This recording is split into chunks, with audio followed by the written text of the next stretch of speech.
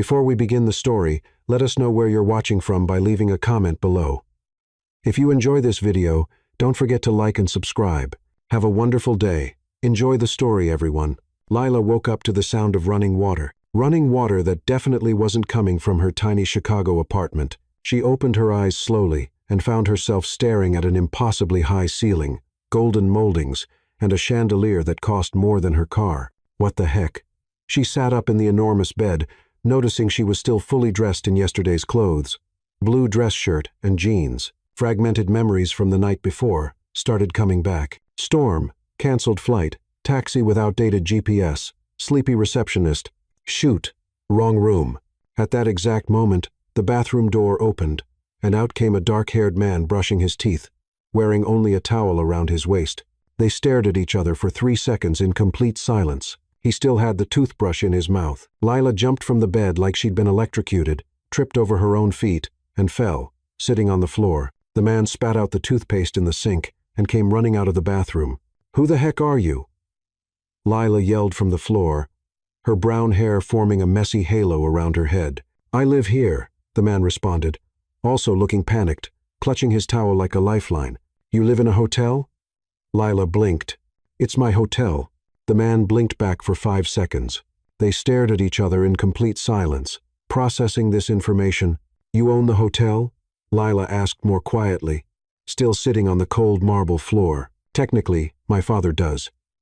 "But yes." He grabbed a robe from a nearby chair, wrapping it around himself with dignity that somehow made him look even more intimidating. "You're either a very poorly prepared burglar, or I'm an architect," Lila protested, as if that explained everything. "That doesn't explain why you're in my bed." Lila looked around. The room was indeed spectacular.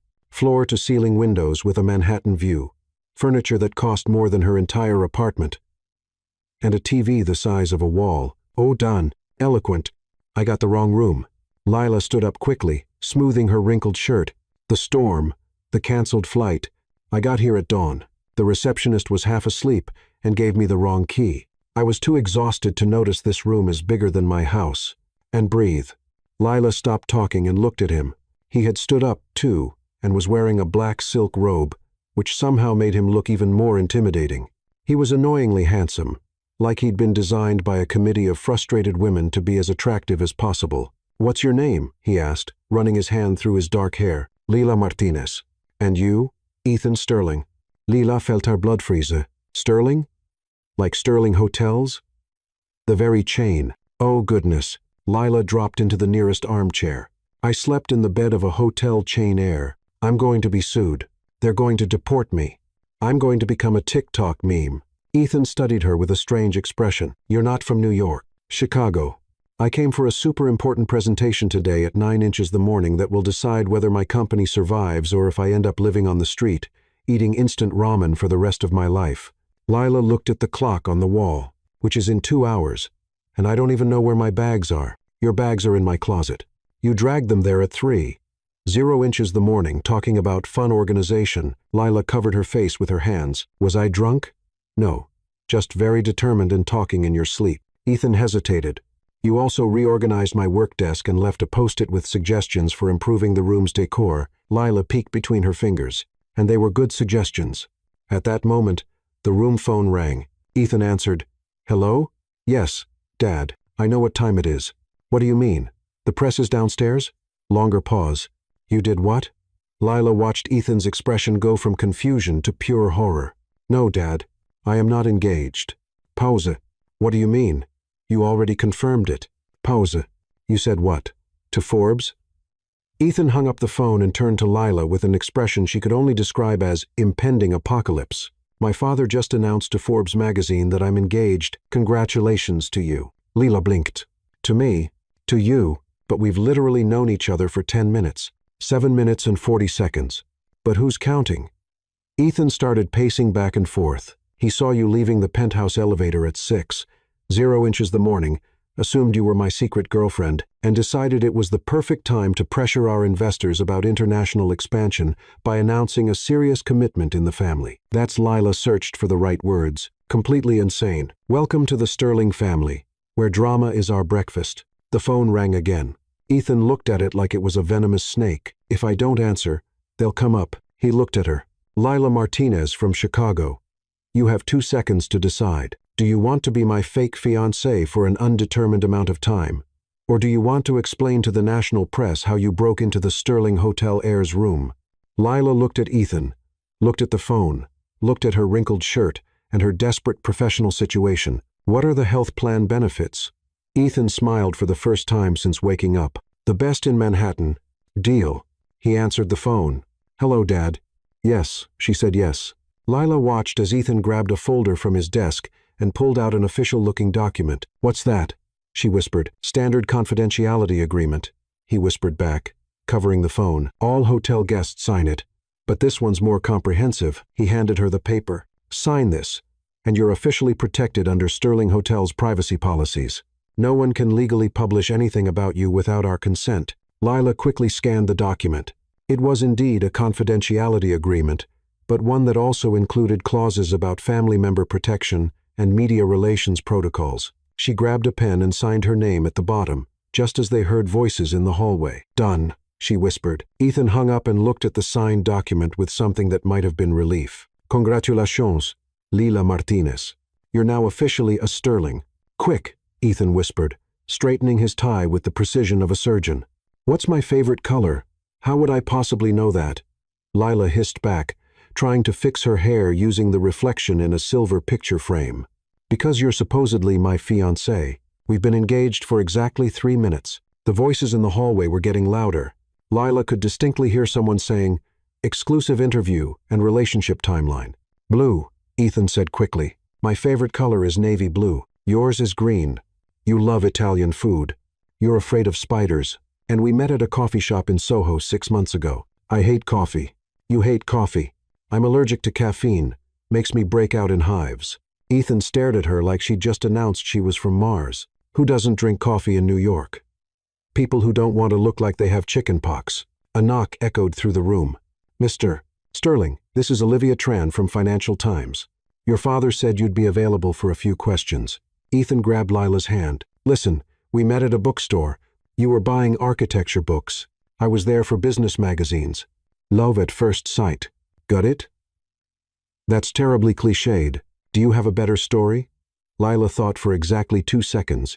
We bumped into each other at MoMA. You spilled your drink on my portfolio. I threatened to sue you. You offered to buy me dinner as an apology. That's actually not bad.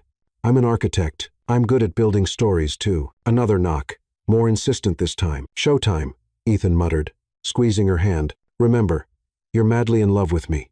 Right. How hard can it be? Ethan opened the door to reveal a petite Asian woman with perfectly styled hair, holding a tablet and wearing a smile that could cut glass. Behind her stood a photographer with enough equipment to film a small movie. Olivia Tran, Financial Times, she said, extending her hand to Ethan. And you must be the mysterious fiancé we've all been hearing about. Lila Martinez, Lila said, stepping forward with what she hoped was a radiant smile. Though I prefer to think of myself as the lucky one rather than mysterious. Olivia's eyes lit up like a hunter spotting prey. How refreshing. Most hotel heirs' girlfriends are usually less articulate. Lila felt Ethan tense beside her, but she kept smiling. Well, I'm not most girlfriends.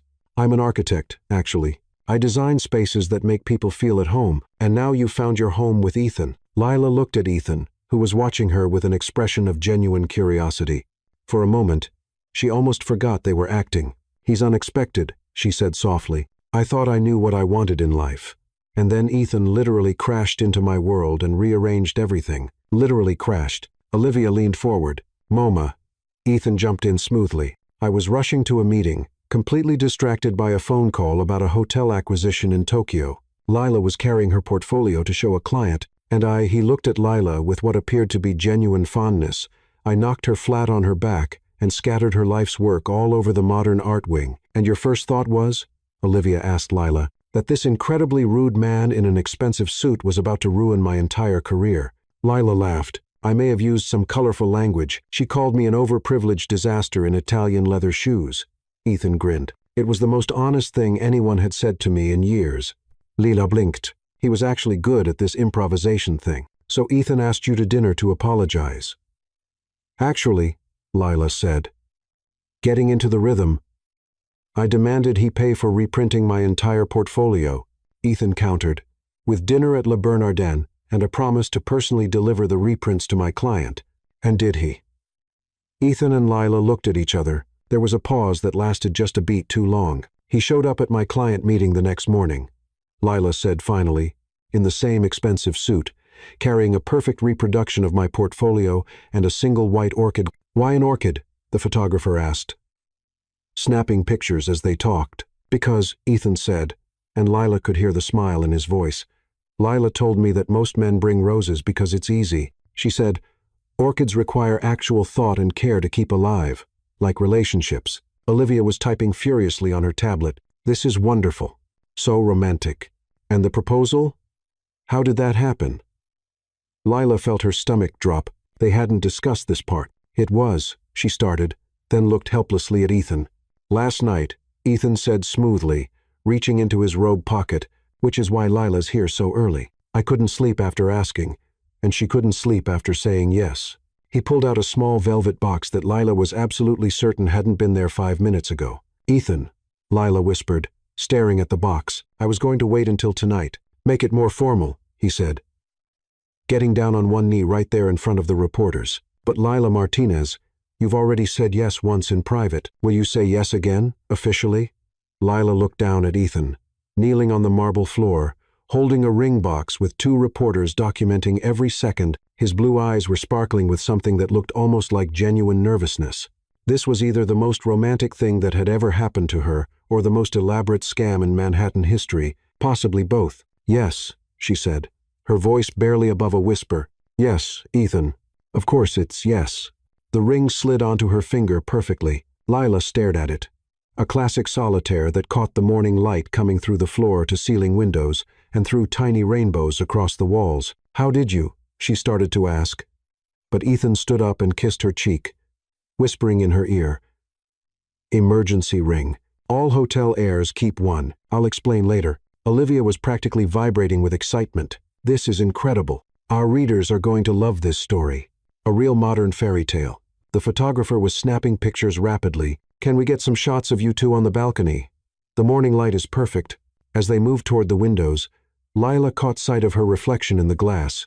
She was wearing yesterday's clothes. Her hair was a disaster, and she was engaged to a man she'd met 20 minutes ago. She looked absolutely radiant. Lila, Ethan murmured as they posed for photos. Where exactly is your important presentation this morning? Stonewell Architecture. Firm downtown. Why? Ethan smiled. The same smile that was probably closing million-dollar deals every day, because the head of Stonewell Architecture is my godfather. And he's going to love hearing about how his most promising potential contractor is now part of the Sterling family. Lila stared at him. You're joking. I never joke about business, sweetheart. The endearment rolled off his tongue so naturally that Lila almost believed he meant it. Olivia finished her notes and handed Lila an elegant business card. Lila, I'd love to do a follow-up piece about your architectural work. Our lifestyle section is always looking for talented women making their mark in male-dominated industries. That would be. Lila looked at the card. Heavy stock, embossed lettering, Financial Times logo. That would be incredible. After the reporters left, Lila and Ethan stood in the suddenly quiet room, still holding hands, both staring at the ring on her finger. So, Lila said finally, emergency ring. Every Sterling male gets one when they turn 25. Family tradition. Ethan loosened his tie. My grandfather started it after he proposed to my grandmother with a twist tie from a bread bag. That's actually sweet. The Sterlings are full of surprises. Ethan picked up a leather portfolio from his desk and handed it to her. Speaking of which, this is your new contract with Sterling Hotels. We're hiring you to redesign the lobbies of our 3 Manhattan properties. Lila opened the folder, and her eyes widened. The fee listed at the bottom was more than she'd made in the past 2 years combined. Ethan, this is business. You're talented. We need fresh design perspective. And now your family. It works out for everyone. Lila looked at the contract, then at the ring, then at Ethan, who was watching her with an expression she couldn't quite read. Are you always this prepared for chaos? Lila, Ethan said, straightening his tie again. I'm a Sterling. We don't just handle chaos, we choreograph it. Lila stood in front of the Stonewell Architecture firm building at 8:45 a.m. wearing a borrowed designer dress from Ethan's sister's emergency wardrobe. Apparently, the Sterling family was prepared for everything, holding her restructured portfolio and sporting an engagement ring worth more than her college education. "This is insane," she muttered to herself. Checking her reflection in the glass doors, her phone buzzed with a text from Ethan. "Remember, you're brilliant, talented, and now you have the best references in Manhattan. Also, Uncle Robert loves efficiency and hates small talk. Go straight to the point." Lila typed back. "Uncle Robert, Godfather?" "Uncle Robert, long story." "You've got this, architecture queen." Lila almost smiled despite her nerves. The Stonewell lobby was everything Lila had expected from Manhattan's most prestigious architecture firm. Sleek marble, impossibly high ceilings, and furniture that looked like it belonged in a modern art museum. The receptionist, a woman with silver hair and sharp eyes, looked up as Lila approached. "Lila Martinez, here for the 9A. M. Presentation with Mr. Stonewell." "Ah, yes, Miss Martinez." The receptionist's expression shifted from polite to intrigued. "Congratulations, by the way. The announcement this morning was quite exciting." Lila blinked. "Announcement?" "The Financial Times article went live an hour ago. Hotel Empire Air finds love with rising architect. It's quite romantic, really." Lila's phone buzzed again. "Ethan, article is trending. Uncle Robert has probably seen it. Use it to your advantage." "Great. No pressure at all. Mr. Stonewell will see you now," the receptionist said, gesturing toward a corner office with glass walls and a view that probably cost more per square foot than most people's entire apartments. Robert Stonewell was exactly what Lila had imagined. Silver-haired, impeccably dressed, and radiating the kind of confidence that came from 30 years of designing Manhattan's skyline. He looked up from his tablet as she entered, and Lila caught the moment his expression shifted from professional courtesy to genuine interest. "Ms. Martinez," he said, standing and extending his hand, or should I say, future Mrs. Sterling. Lila felt heat rise in her cheeks. "Lila is fine. Mr. Stonewell, thank you for this opportunity.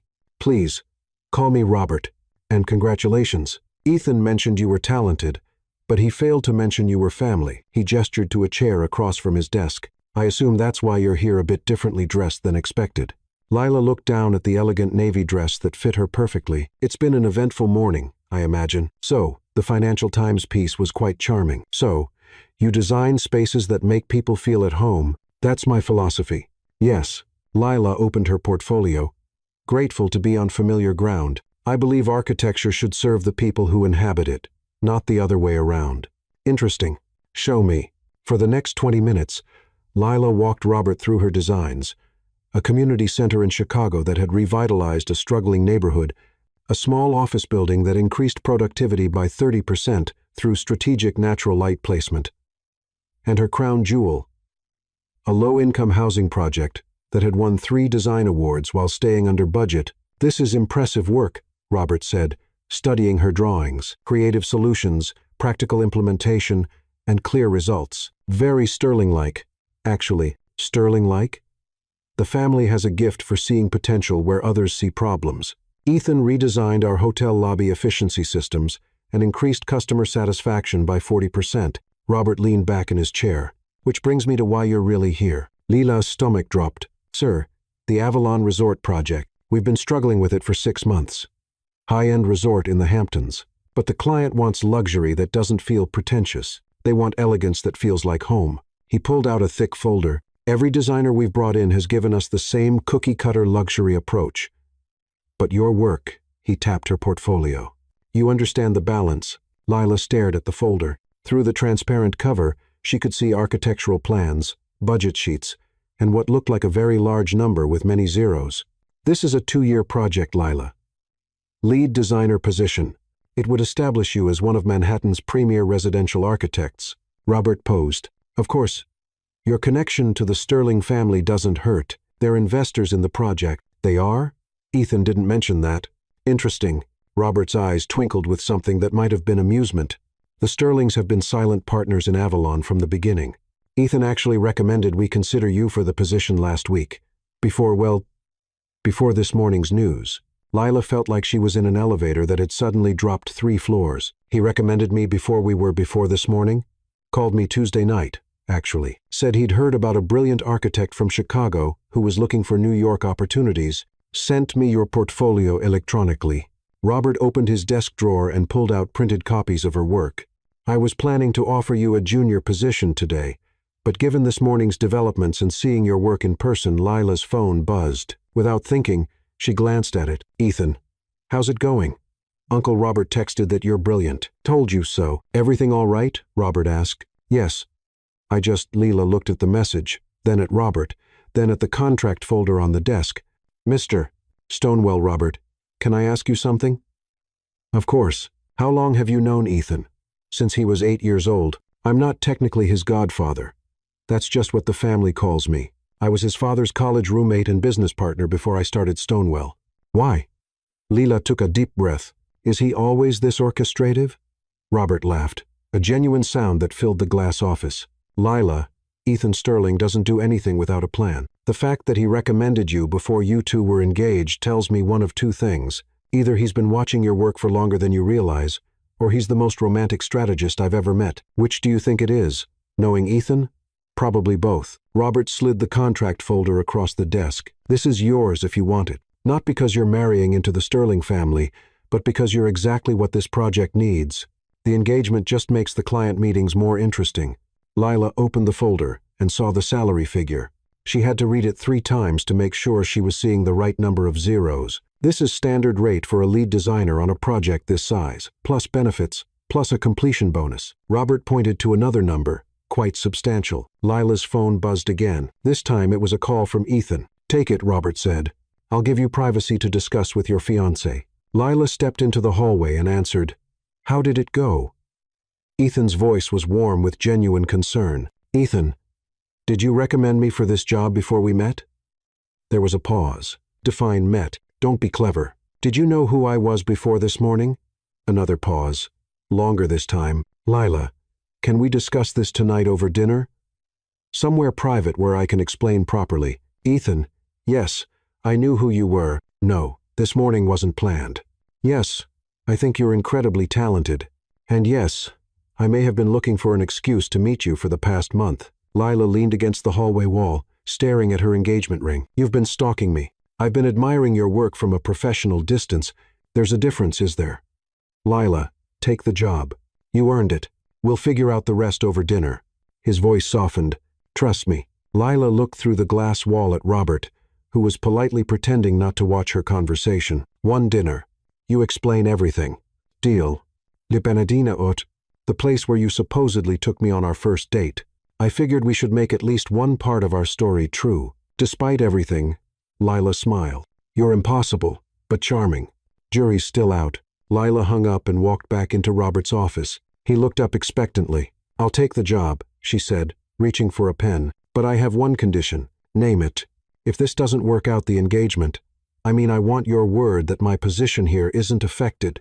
Robert smiled and extended his hand for a shake. Lila, in my 30 years in this business, I've learned that talent speaks for itself. Sterling or not, you're exactly what we need. As Lila signed the contract, she caught sight of her reflection in the office window. She looked professional, confident, and successful. She also looked like someone who was in way over her head.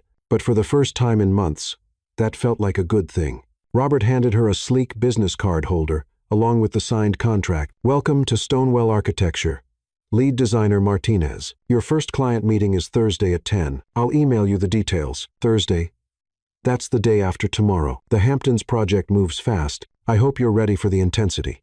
Lila looked at the contract in her hands, the ring on her finger, and the business card that had her name printed in elegant script.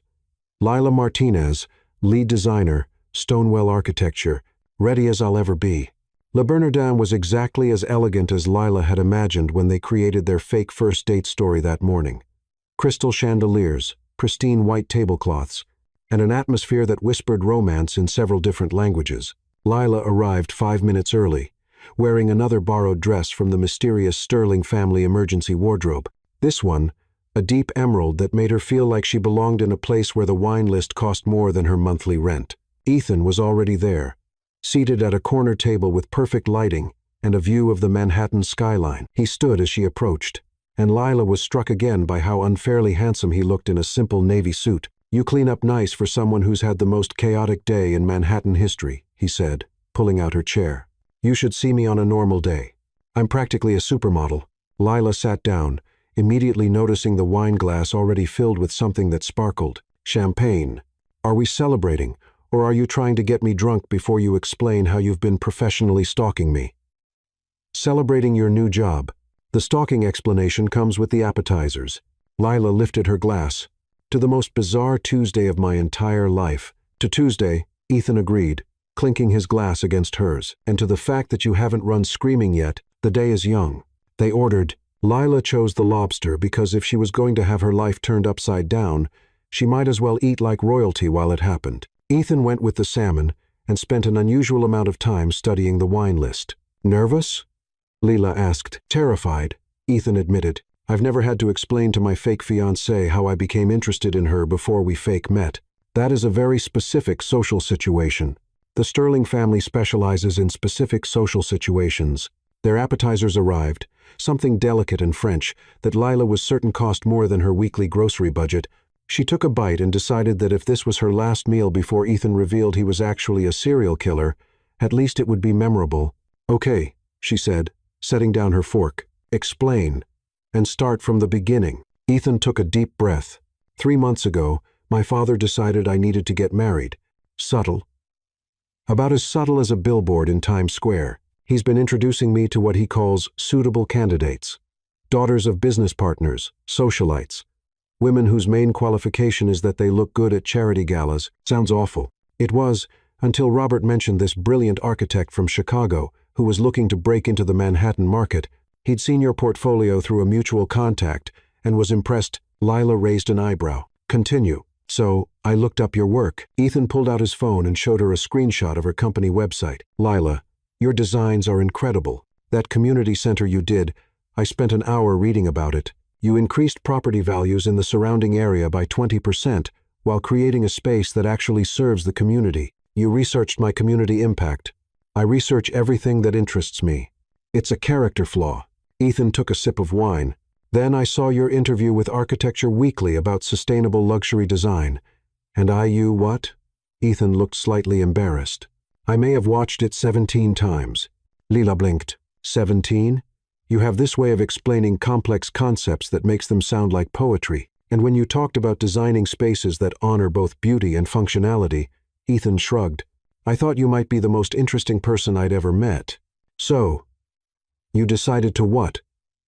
Engineer a meeting? I asked Robert to consider you for projects. I may have mentioned that Sterling Hotels was looking for fresh design perspective. I possibly suggested that you might be perfect for some upcoming collaborations. Lila set down her champagne glass. Ethan, that's manipulative. Probably, but I never planned for you to end up in my bed. That was just the universe having a sense of humor, or the universe setting us up. Maybe. Ethan leaned forward. Lila, I want you to understand something. Everything that happened today, the job offer, the contract, the opportunity you earned, that Robert doesn't hire people as favors, even for me. Your talent got you that position. But your recommendation got me in the door. My recommendation got you a meeting. Your portfolio got you the job. Lila considered this, twirling her engagement ring around her finger. It had become a nervous habit in the past 12 hours. What about this morning? The engagement announcement. Complete panic. My father saw you leaving the penthouse elevator and jumped to conclusions. When he told me he'd already called Forbes, Ethan ran his hand through his hair. I had about 30 seconds to decide between public humiliation and playing along. And you chose playing along. I chose you. The words hung in the air between them. Lila felt something flutter in her chest that had nothing to do with the champagne. Ethan, I know it's crazy. I know we've known each other for less than 24 hours. But Lila, in that hotel room this morning, when you were organizing my desk and leaving post-it notes with design suggestions, he smiled. I thought maybe the universe was finally making sense. Their main courses arrived, giving Lila a moment to process. The lobster was perfect, but she barely tasted it. Her mind was spinning with everything Ethan had told her. So, what happens now? She asked finally. Now we figure out how to make this work. The engagement. 6 months minimum to satisfy my father's investors and your career launch. After that, Ethan paused. After that, we see what happens. And if nothing happens, then we stage the world's most amicable breakup You keep your job and your connections, and I go back to dodging my father's matchmaking attempts." Lila looked at Ethan across the candlelit table. He was watching her with an expression of hopeful uncertainty that made him seem younger and more vulnerable than the confident businessman from this morning. "What are the rules?" she asked. "Rules for the next 6 months. What are we to each other? What are the boundaries?" Ethan pulled out a small leather notebook and a pen. "Let's figure it out together." For the next hour, over dessert and coffee, they created what Lila privately thought of as the most romantic business contract in Manhattan history. Written in Ethan's neat handwriting across several pages of hotel stationery, the Ethan and Lila fake engagement agreement. Public appearances always present as committed couple. Living arrangements: Lila keeps her Chicago apartment, stays in NYC penthouse as needed. Business separation: Lila's career decisions remain independent. Family events: both attend as supportive partners. Media interaction: all interviews coordinated together. Personal space: respect individual privacy and boundaries. Exit strategy: mutual agreement required for engagement termination. Real feelings clause: if genuine romantic feelings develop, immediate honest discussion required. Real feelings clause. Lila read aloud. "Insurance policy," Ethan said, "in case this fake relationship becomes less fake."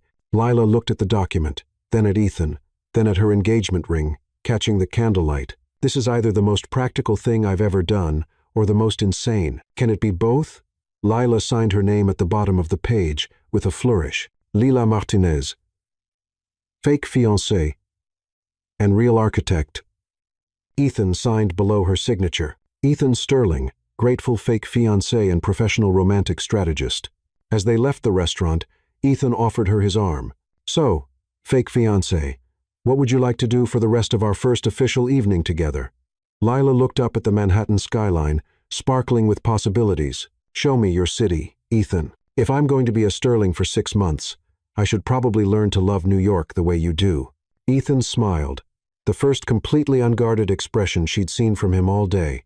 "Lila Martinez, that might be the best fake first date request I've ever received. How many fake first dates have you been on?" "You're my first. I'm new to this whole fake romance thing." As they walked down the street, Lila realized that somewhere between the morning chaos and the evening confessions, she'd stopped thinking about this as a business arrangement, which, according to their contract, meant she owed Ethan an honest discussion. But that conversation could wait until tomorrow. Tonight, she just wanted to see Manhattan through the eyes of someone who might be falling in love with her, even if he didn't know it yet. Lila woke up for the second time in the Sterling penthouse. But this morning felt entirely different. For starters, she was alone in the massive guest bedroom, wearing silk pajamas that probably cost more than her monthly coffee budget, and she could smell actual breakfast cooking. Instead of the protein bars she usually grabbed on her way out the door, she padded to the kitchen in borrowed slippers and found Ethan standing at a professional-grade stove, wearing jeans and an MIT t-shirt, flipping what appeared to be perfect pancakes, while simultaneously reading emails on his phone and conducting a conference call through wireless earbuds. "No, Lucas. I specifically said the Tokyo acquisition should wait until after the third quarter reports," he was saying while expertly sliding a pancake onto a plate. He glanced up and saw Lila, gesturing to the coffee maker with a smile that was becoming dangerously familiar. Lila poured herself coffee from what was undoubtedly the most expensive machine she'd ever encountered and settled at the breakfast bar to watch Ethan orchestrate what appeared to be a hostile takeover while making breakfast like he was hosting a cooking show. "Because, Lucas, if we move too fast on the Tokyo deal, the board will think we're overextending, and my father will use that as ammunition for his Ethan needs adult supervision campaign." Ethan flipped another pancake with unnecessary flair. "Yes, I'm aware that I'm 29, not 12. Lila sipped her coffee, which was predictably the best coffee she'd ever tasted, and tried not to stare at how Ethan's t-shirt fit across his shoulders. It was becoming increasingly difficult to remember that this was a business arrangement when her fake fiancé looked like he'd stepped out of a magazine spread titled "Billionaires Who Cook." "Lila," Ethan said, covering his phone, "how do you feel about blueberry pancakes and attending a charity gala tomorrow night?" "I feel like those two things are completely unrelated, but I'm in favor of both." "Perfect. Lucas, I have to go. My fiancé needs pancakes, and that takes priority over your quarterly projections." Ethan hung up and turned his full attention to Lila. "Good morning, fake future wife.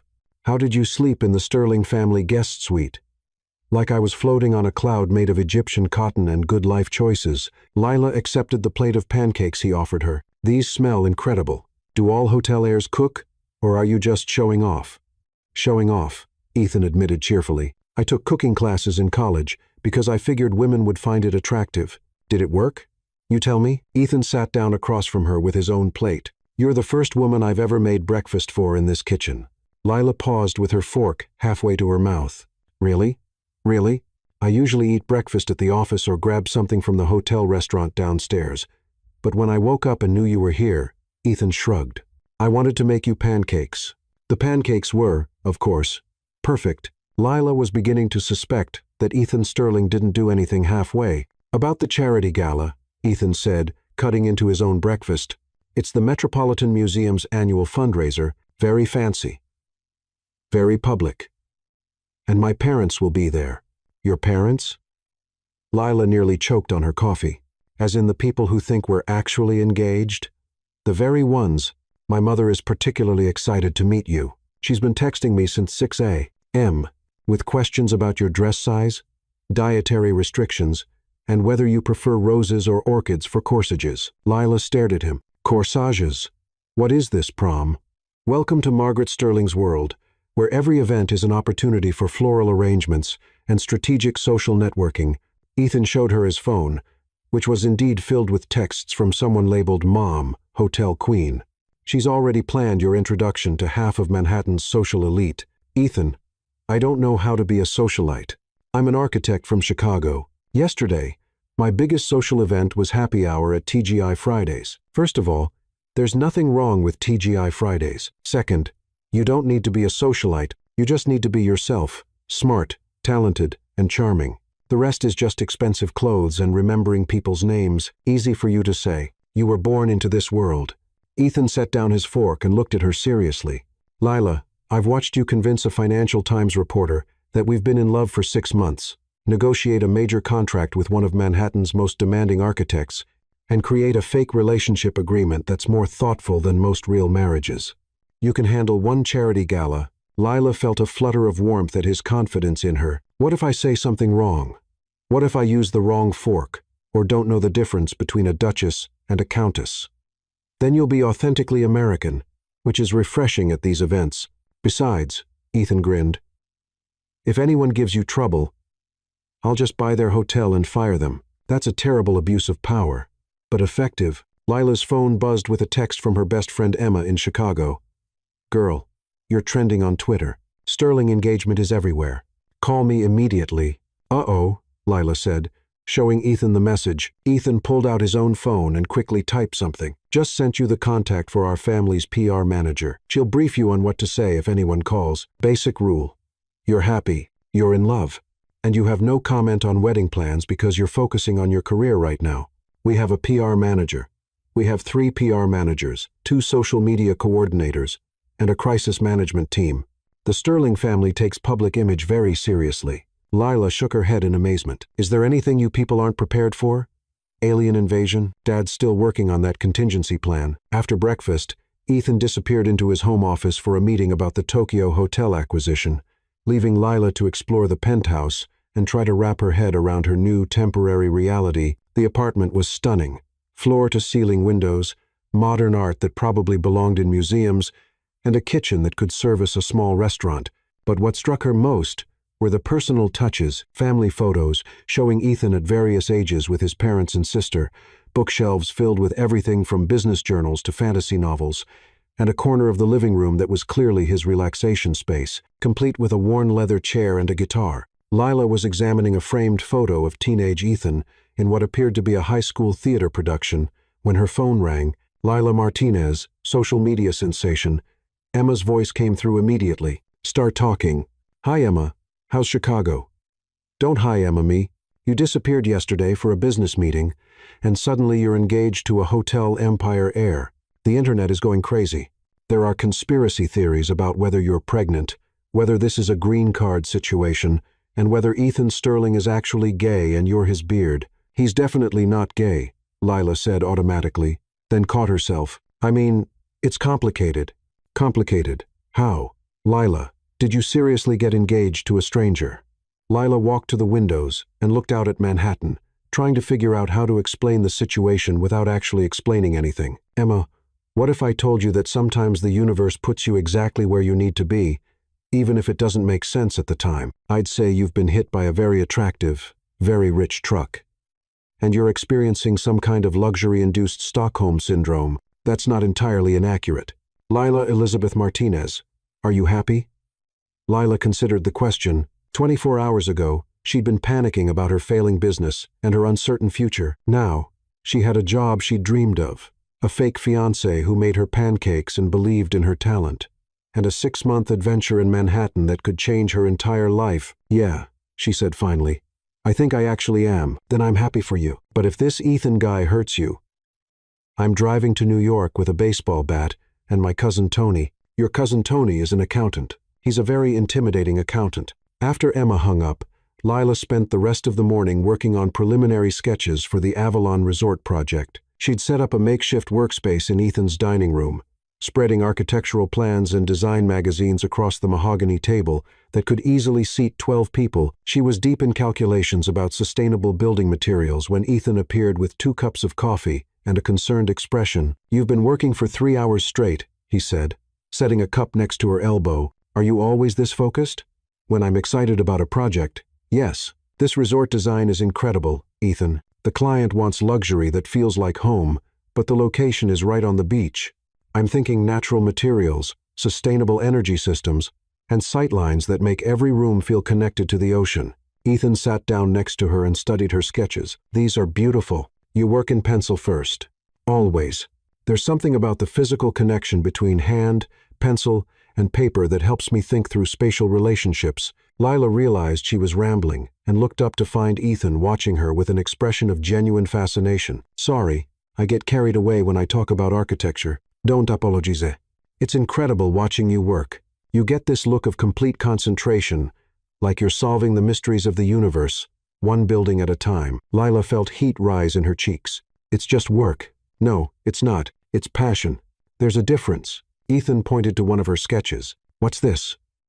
A central courtyard with a living wall, plants native to Long Island that would provide natural cooling and create a sense of place. Guests would walk through it on their way to their rooms, so it becomes part of the experience rather than just decoration. Brilliant.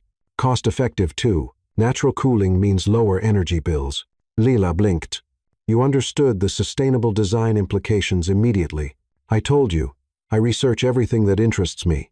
I may have spent last night reading about biophilic design principles and passive cooling systems. You researched architecture theory for us. I want to understand your work, Lila. If we're going to be partners, even fake partners, I should know what makes you excited about getting up in the morning. The word partners hung in the air between them, and Lila felt something shift in her chest. Ethan wasn't just playing a role. He was genuinely interested in her world. Ethan, she said carefully, when this 6 months is over, what happens to this? She gestured between them. I don't know, he admitted, but I'd like to find out. Lila's phone buzzed with a reminder. Client meeting. Avalon Resort. 2 p.m. Speaking of finding out, Lila said, gathering her sketches, I need to get ready for my first meeting as lead designer Martinez. Want some company?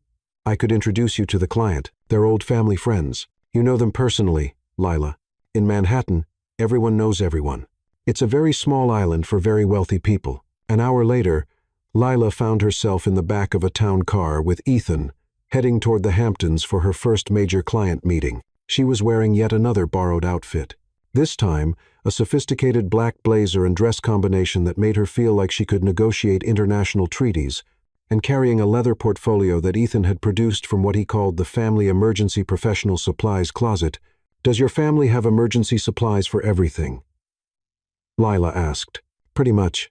Emergency formal wear, emergency legal documents, emergency jewelry, emergency transportation, emergency fake fiancés. Ethan grinned. You're our first emergency fake fiancé. We're breaking new ground here. The Avalon Resort client turned out to be Catherine Prescott, a woman in her 60s with silver hair, impeccable style, and the kind of presence that suggested she'd been making important decisions since before Lila was born. She greeted Ethan with genuine affection and studied Lila with intelligent, assessing eyes. "So, you're the architect who's captured our Ethan's heart and stolen Robert Stonewell's most prestigious project," Catherine said, leading them through the construction site. "I'm impressed on both counts." "Thank you, Mrs. Prescott.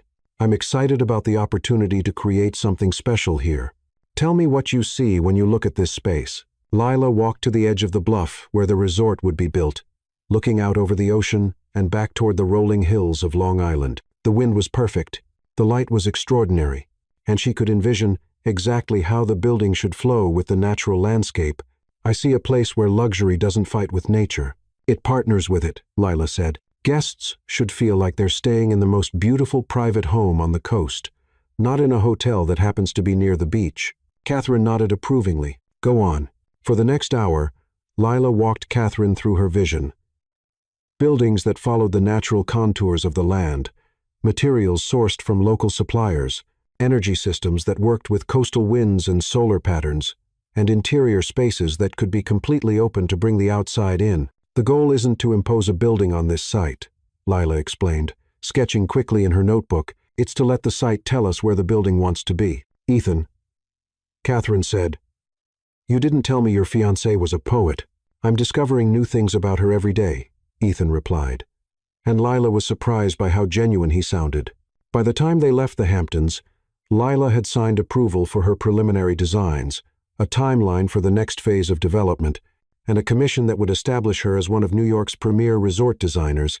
"That was incredible," she said as they drove back toward Manhattan. Mrs. Prescott actually understood the sustainable luxury concept immediately.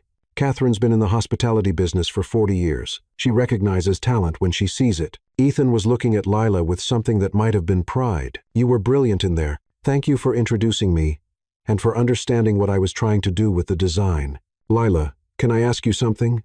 "Of course. When this project is finished, when you're established in Manhattan, when you don't need the Sterling connection anymore," Ethan paused, "will you stay?" Lila looked out the window at the Manhattan skyline appearing in the distance. "You mean stay in New York?"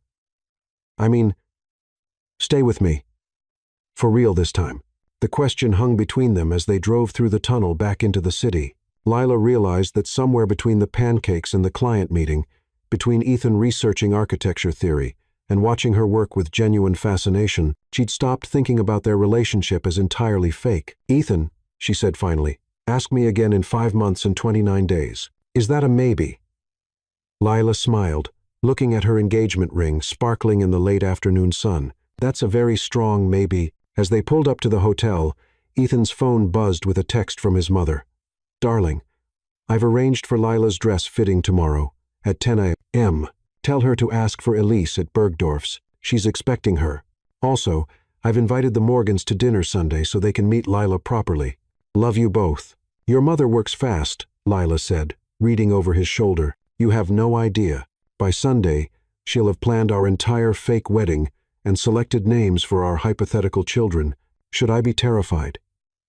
Ethan helped her out of the car and looked at her seriously. "Lila, my family can be a lot. They're well-meaning, but they're also intense, demanding, and completely invested in this relationship being real. If you want to back out..." Lila looked up at the Sterling Hotel with its elegant facade and discreet luxury, then at Ethan, who was watching her with hopeful uncertainty. "Ethan Sterling," she said, straightening his tie with a gesture that was becoming natural. "I signed a contract. I don't back out of contracts, even when the job requirements keep expanding. Especially then. That's when things get interesting." As they walked into the hotel lobby together, Lila realized that she was looking forward to meeting Ethan's parents, to the charity gala, to Sunday dinner with family friends she'd never met. She was looking forward to being part of Ethan's world, even if it was temporary, which, according to their contract, meant she owed him an honest discussion about developing real feelings, but that conversation could wait until after she survived being introduced to Manhattan society as the future Mrs. Sterling. How hard could it be? Lila stared at herself in the floor-to-ceiling mirror of the Bergdorf Goodman fitting room and wondered if it was possible to die from elegance overdose. The gown that Elise, Margaret Sterling's personal stylist, had selected was a masterpiece of midnight blue silk that somehow made Lila look like she'd been born to attend charity galas. Instead of crawling around construction sites with a hard hat, "Darling, you look absolutely divine," Elise said, adjusting the dress's delicate beading with the precision of a surgeon. Mister, Ethan is going to forget how to breathe when he sees you. That's the idea, Lila muttered, though she wasn't entirely sure if she was talking about their public performance or something much more personal. It had been 3 days since the Hamptons client meeting, 3 days of living in Ethan's penthouse, and gradually falling into a domestic routine that felt dangerously natural. Ethan made coffee every morning while reviewing international market reports. Lila worked on the Avalon resort designs while he handled conference calls. They ordered dinner from different restaurants each night and debated everything from sustainable architecture to whether pineapple belonged on pizza. Lila was team pineapple. Ethan was team absolutely not. That's chaos. It was the most comfortable fake relationship Lila had ever been in, which was problematic considering it was also the only fake relationship she'd ever been in. Now for accessories, Elise continued, opening a jewelry case that contained enough diamonds to fund a small country's infrastructure projects. Mrs. Sterling suggested the sapphire set, but I think these emeralds complement your coloring beautifully. Lila looked at the emerald necklace and earrings that Elise was holding up. They were stunning, elegant, and probably worth more than her parents' house in Chicago. Are these real? Lila asked weakly. Darling, this is Bergdorf's. Everything is real, except the relationships of half our clientele. Lila's phone buzzed with a text from Ethan. How's the dress shopping going? Mom wants to know if you need anything else. Also, I may have told her you're excited to meet Dad tonight. I hope that's not entirely false. Lila typed back. Your mother has excellent taste, and I'm only mildly terrified to meet your father. He's going to love you. You're smart, talented, and you can hold your own in a conversation about architectural sustainability. Dad's secretly fascinated by green building design. How do you know that? Because I pay attention to things that matter to people I care about. Lila stared at the message for a long moment. 3 days ago, Ethan had been a stranger who'd accidentally become her fake fiancé. Now he was someone who researched her interests, encouraged her career, and sent texts that made her heart do complicated gymnastics routines. This was becoming a problem. Ms. Martinez. Elise's voice brought Lila back to reality. Shall I have these pieces sent to the hotel, or would you prefer to wear them tonight? Tonight, please. If I'm going to pretend to be Manhattan royalty, I might as well do it properly. 2 hours later, Lila was back in the penthouse, trying to calm her nerves by working on architectural drawings while wearing yoga pants and a t-shirt that said, I'm not arguing, I'm explaining why I'm right. A gift from Emma that seemed increasingly appropriate for her new life. Ethan emerged from his bedroom wearing a perfectly tailored tuxedo that made him look like he should be on the cover of a magazine called Men Who Could Ruin Your Life in the Best Possible Way. Lila, he said, then stopped talking and just stared at her. I know. I need to start getting ready. The dress is hanging in the guest room, and your mother's jewelry person delivered enough emeralds to fund a small army. You're wearing the t-shirt Emma sent you, Ethan said, sitting down across from her at the dining table where she'd spread her work. Yes, is that a problem? It's perfect. You're perfect. Ethan looked at her architectural sketches. You've been working on the resort design all afternoon. I wanted to have something concrete to show MrsX's.com. Prescott when she calls Monday. I think I've figured out how to integrate the sustainable cooling system with the aesthetic design elements. Ethan picked up one of her drawings, a detailed cross-section showing how natural airflow would work with the building's orientation.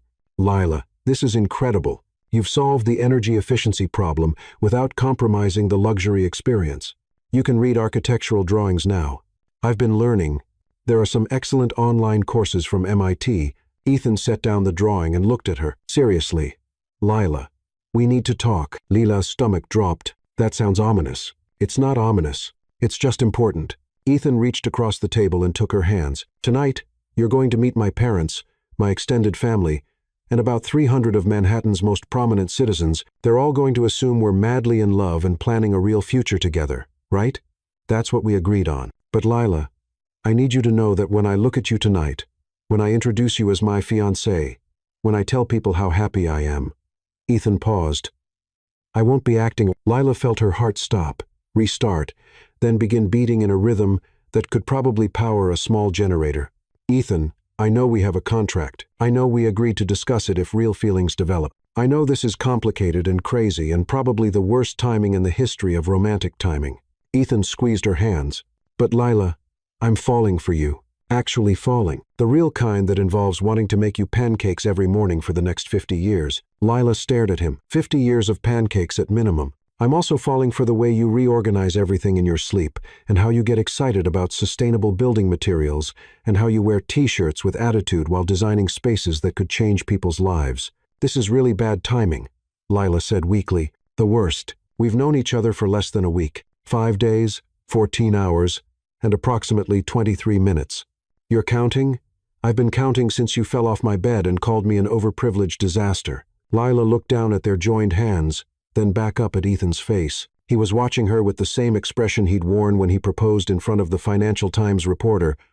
Hopeful, nervous, and completely sincere. Ethan, what if this doesn't work? What if we're just caught up in the romance of the situation? What if in 6 months we realize we're completely wrong for each other? Then we'll figure it out together. But Lila, what if we don't? What if this is actually the universe finally making sense? Lila felt tears prick at her eyes. You're supposed to be the practical businessman who thinks everything through. I am thinking this through. I've thought about nothing else for 3 days. Lila Martinez, you make me want to be the kind of man who deserves to wake up next to someone as incredible as you. Ethan, I love the way you approach problems like puzzles to be solved. I love that you care about creating spaces that serve people, not just impress them. I love that you're not impressed by wealth or status. You're impressed by integrity and creativity and kindness. Lila wiped at her eyes, probably smearing her mascara. This is going to ruin my makeup. We have 2 hours before we need to leave. Plenty of time to fix whatever damage I cause by telling you that I love you. The words hung in the air between them. Lila felt like she was standing on the edge of a very high cliff, looking down at water that could either be refreshingly perfect or devastatingly cold. You love me? I love you, Lila Martinez. I love your brain, your heart, your terrible t-shirt collection, and the way you make me want to be better at everything. Ethan stood up and pulled her to her feet. And if you'll let me, I'd like to spend the next 6 months proving that this isn't just fake engagement adrenaline. Lila looked up at him, this man who'd accidentally become her fake fiancé and somehow turned into someone she couldn't imagine living without. Ethan Sterling, she said, reaching up to straighten his bow tie. I love you, too, which is either the best decision I've ever made or evidence that Manhattan has driven me completely insane. Can't it be both? Lila laughed, and Ethan kissed her, and for a moment, the charity gala and the social expectations and the complicated future all disappeared. There was just Ethan and Lila, and the possibility that sometimes the universe really did know what it was doing. When they broke apart, Ethan rested his forehead against hers. So, fake fiancé, ready to go tell Manhattan society that we're the real deal. Actually, Lila said, sliding her arms around his neck, I think we need to update our contract. What kind of update? The kind where we admit that Clause 7 was always inevitable. Ethan grinned. Lila Martinez, you might be the smartest architect in Manhattan. I definitely am. And Ethan? Yes? Tonight, when you introduce me to your parents, you can tell them the truth. Which truth is that?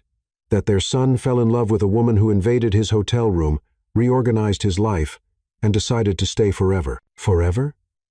Lila looked around the penthouse that had become home, at the architectural drawings spread across the table, at the man who'd somehow become her favorite person in the world, forever, or at least until you get tired of making me pancakes. Lila, that is literally never going to happen. 2 hours later, Lila descended the stairs of the Metropolitan Museum of Art on Ethan's arm, wearing midnight blue silk and enough emeralds to fund a small architectural firm. The museum had been transformed into a wonderland of crystal chandeliers, white roses, and Manhattan's social elite dressed in their finest formal wear. Ready? Ethan murmured in her ear as they approached the receiving line where his parents waited. Margaret Sterling was exactly what Lila had expected.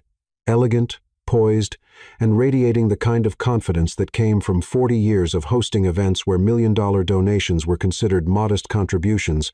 Edward Sterling was distinguished, silver-haired, and had the same blue eyes as his son. Mother, Dad, Ethan said, I'd like you to meet Lila Martinez.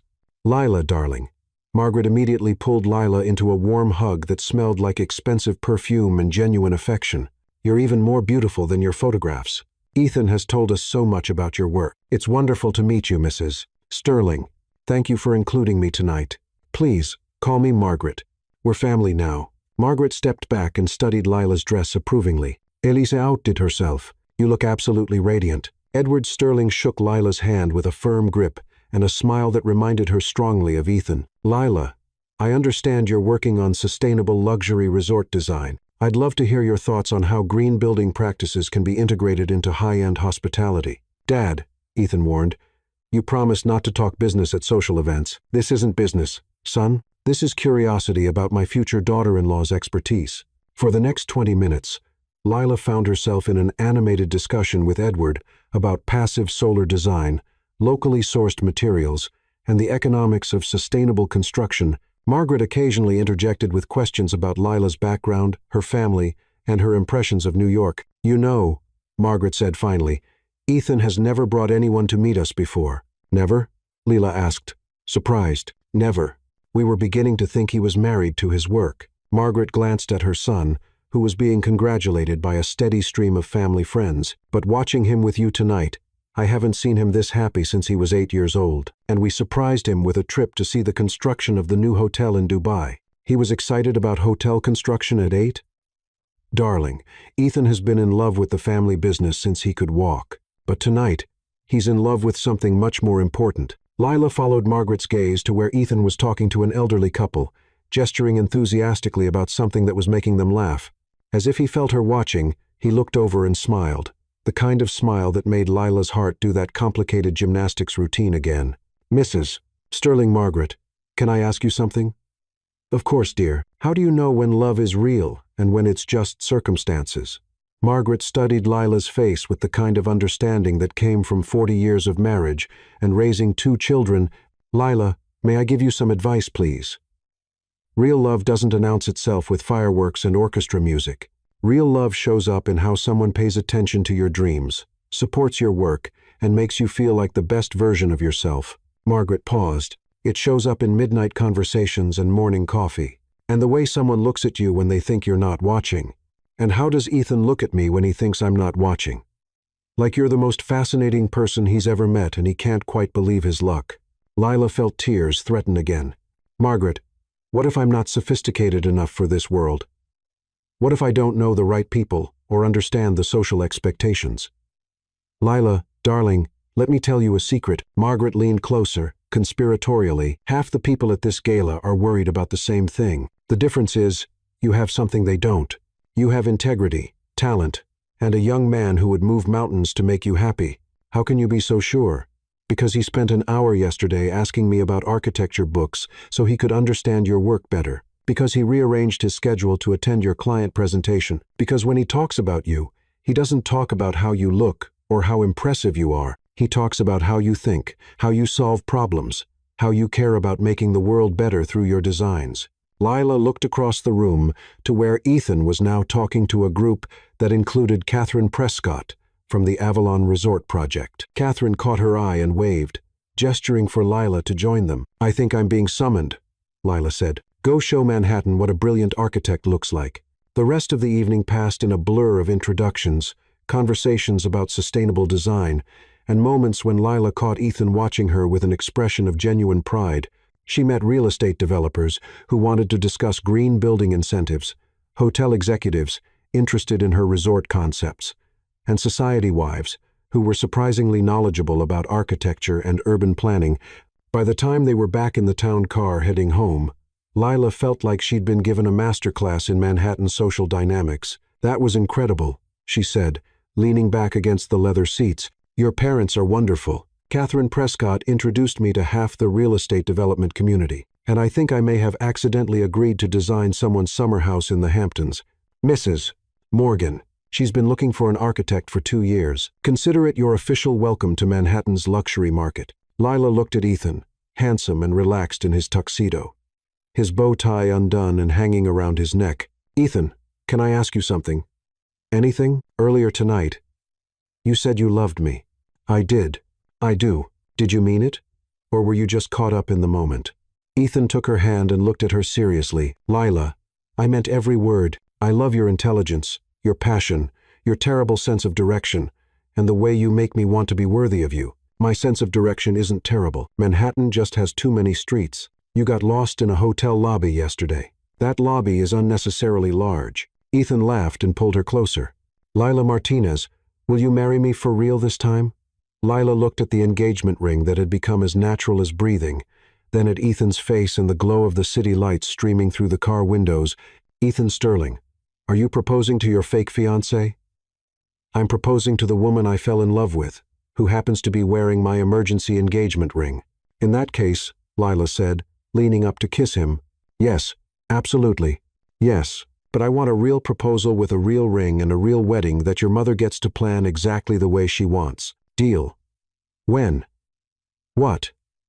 When do you want the real proposal? Lila considered this. Surprise me, but not while I'm wearing yoga pants.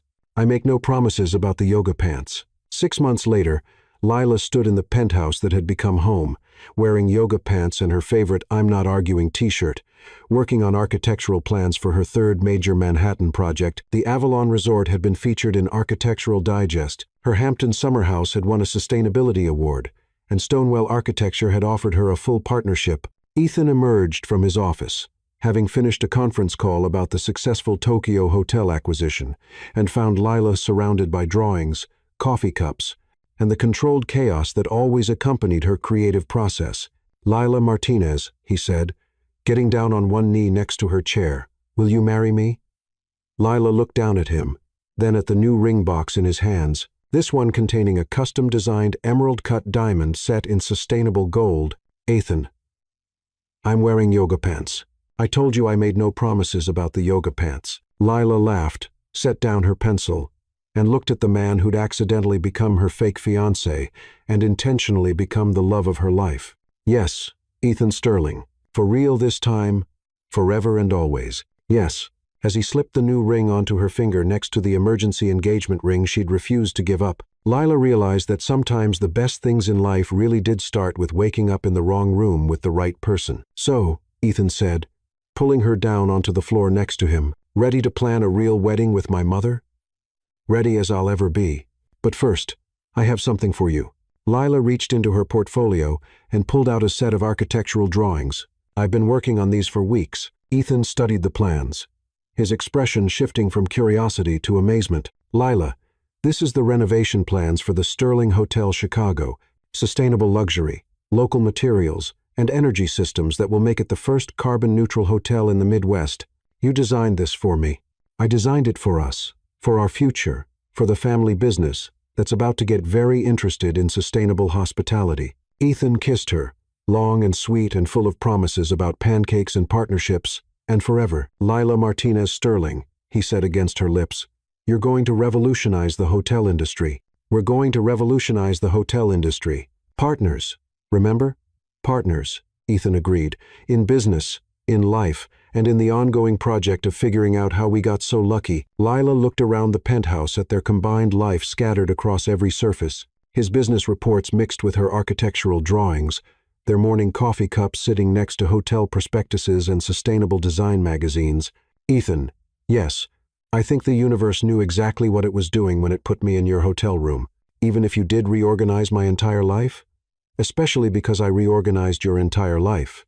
Outside the floor-to-ceiling windows, Manhattan sparkled with possibility, and inside the penthouse that had become home, Lila and Ethan began planning their real future, complete with sustainable hotels, spectacular architecture, and a love story that had started fake and become the most genuine thing either of them had ever experienced. And somewhere in Chicago, Emma was already planning her maid of honor speech about how her best friend had accidentally become Manhattan royalty by getting lost in a hotel. Some stories, Lila reflected, really did have perfect endings. The end.